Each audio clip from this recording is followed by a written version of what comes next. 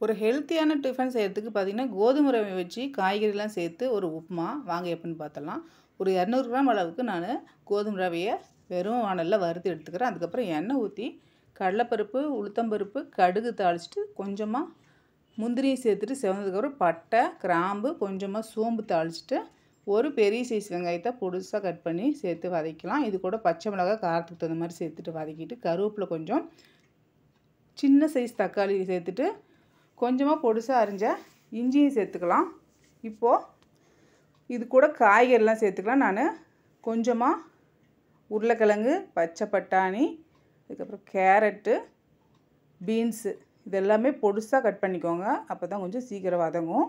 இப்போ இதை கொஞ்சம் நல்லா வதக்கிக்கலாம். கொஞ்சம் காய் ஒரு அரை அளவுக்கு வேகணும். இப்போ ரவை எடுத்த கப்புலையே நான் 2.5 கப் அளவுக்கு தண்ணி ஊற்றுறேன். இப்போ உப்பு தேவையான அளவுக்கு சேர்த்துட்டு நல்லா தளன்னு கொதிச்சதுக்கப்புறம் நம்ம இந்த வறுத்து வச்ச ரவையை அதில் சேர்த்துக்கலாம். நல்லா சேர்த்துட்டு மிக்ஸ் பண்ணி ஓரளவுக்கு தண்ணி வற்றும் போது நம்ம இதை க்ளோஸ் பண்ணி மீடியம் ஃப்ளேமில் நல்லா ஒரு 5 நிமிஷம் வச்சு எடுத்துகிட்டு மறுபடியும் கொஞ்சம் தேவையான நெய்யோ எண்ணெயோ சேர்த்துட்டு நம்ம விருப்பத்துக்கு தகுந்த மாதிரி சேர்த்துட்டு கொஞ்சம் மல்லி இலை போட்டு எடுத்தால் சூப்பராக நம்ம கோதுமை ரவை உப்புமா ரெடிங்க.